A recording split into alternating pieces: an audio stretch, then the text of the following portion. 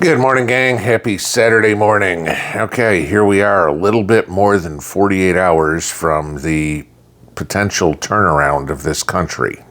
Thank God, we've almost made it, guys.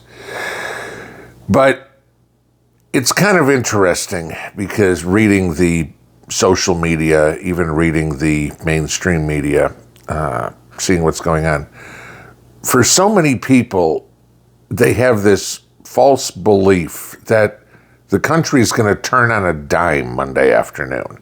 And all of a sudden, happy days are here again, and inflation's going to disappear, and the southern border is going to be instantly closed, crime's going to go down. And I just look at this and I go, the hell are these people smoking? Okay? Nothing gets done instantly. You know, again, I've said many times, Trump doesn't have a magic wand. But like anything else, it takes boots on the ground. It takes people to execute the plans that his administration's going to have. And sure, we've seen the cabinet members in their confirmation hearings make absolute fools out of most of the senators that are confirming them. I mean, come on, Liz Warren, Adam Schiff, Mazie Hirono, Dick Blumenthal. I mean, they've just been embarrassed by Pam Bondi or Pete Hegseth or Doug Burgum. It's funny to watch, okay? And so they are going to be the first level of the hierarchy under Trump, right? But eventually it gets down to the soldiers who have to do the job, right? The guys, the gals that are working in the field.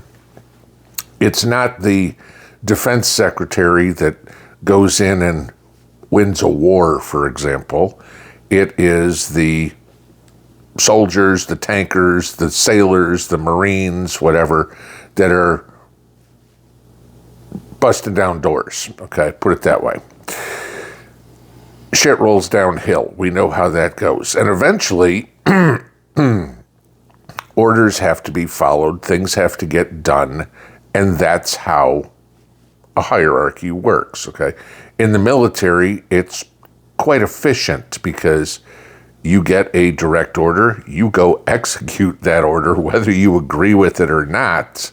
Otherwise, you find your ass in a hell of a lot of trouble. Okay?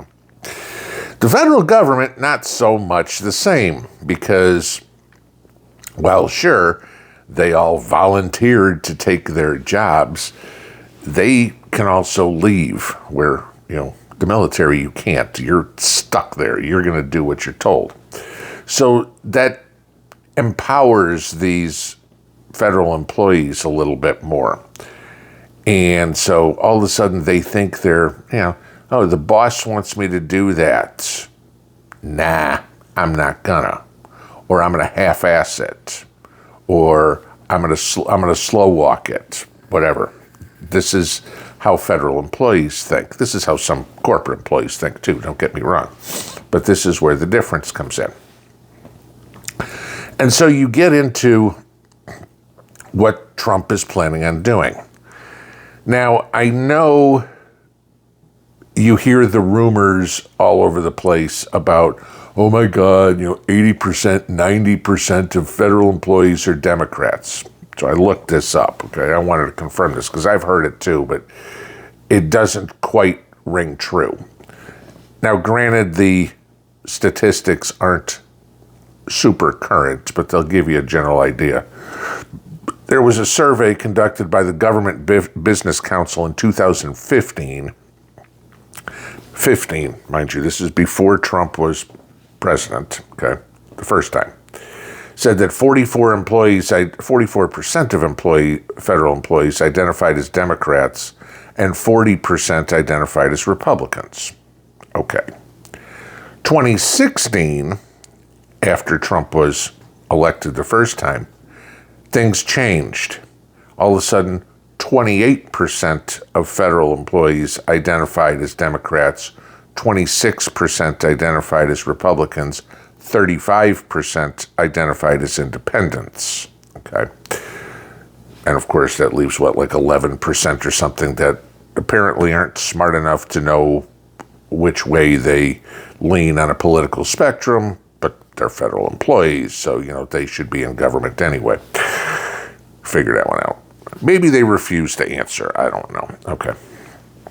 But it was interesting where you went from 84% of the people identifying with one side or the other to then you got down to 54% identifying and 35% saying now they were independent. Okay. So both of them shifted from their respective camps, right or left, more toward the center, which is typically where the country is. Okay, we have always been a center-right country, ever so slightly.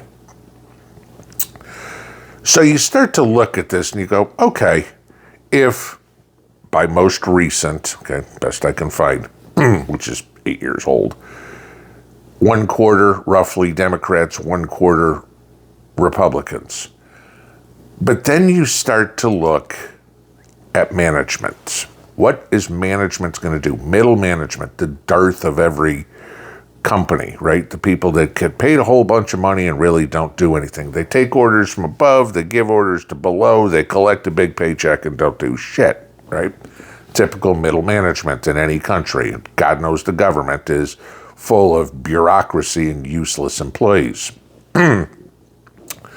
So there was a survey that was recently done and asked all of these managers, middle management, okay, whether they were Democrat or Republican, if they were going to support the Trump agenda or if they were going to resist the Trump agenda, okay? This is interesting, and I will just give you this.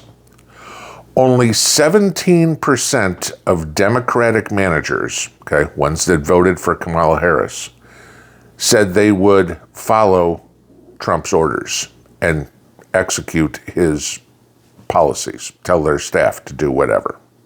17%, less than 1 in 5, were going to follow the wishes of the President of the United States.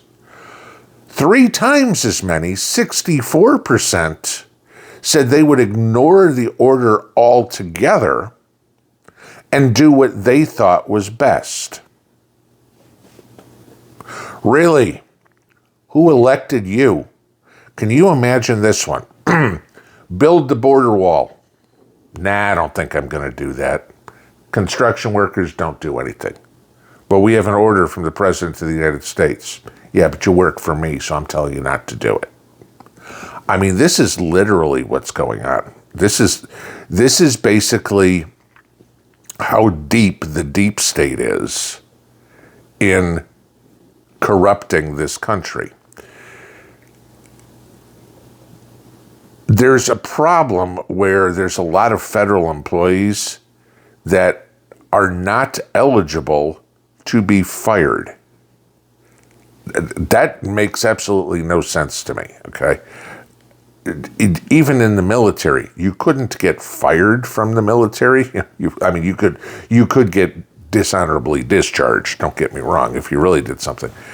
Disobeying a direct order enough would get you Article 15, would get you reduced in rank, could get you reclassed if you really screwed something up, different job. Okay, you didn't do your job well, the Army's going to say you ain't doing this job anymore.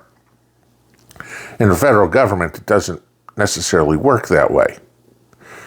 Now, sometimes it does. Take the idiot FBI assistant director or whatever it was down in New Orleans with the terrorist attack a couple of weeks back, New Year's Day. The lady that got up and said, this wasn't a terrorist attack. She's been reassigned, okay? Obviously, somebody said, yeah, you're not fit to be in leadership. So this is what you got going on. Trump has to come in, get his cabinet members in, who then in each of their respective departments, Department of Justice, Department of Defense, whatever it is, Department of the Interior, then those people have to go down to the next level and they have to sift out all these managers, these middle management people that are hell-bent on, no, we don't care he got elected president. We don't care that they're going to change the policies. We don't believe in it. I mean, imagine somebody, I don't know, in the DOD coming up and going, nah, you know what? We're going to continue with our DEI policies. Or there was a vote in Congress yesterday about prohibiting men and women's sports. And can you see somebody there going, nah, you know what? We're still letting transgenders play. Really?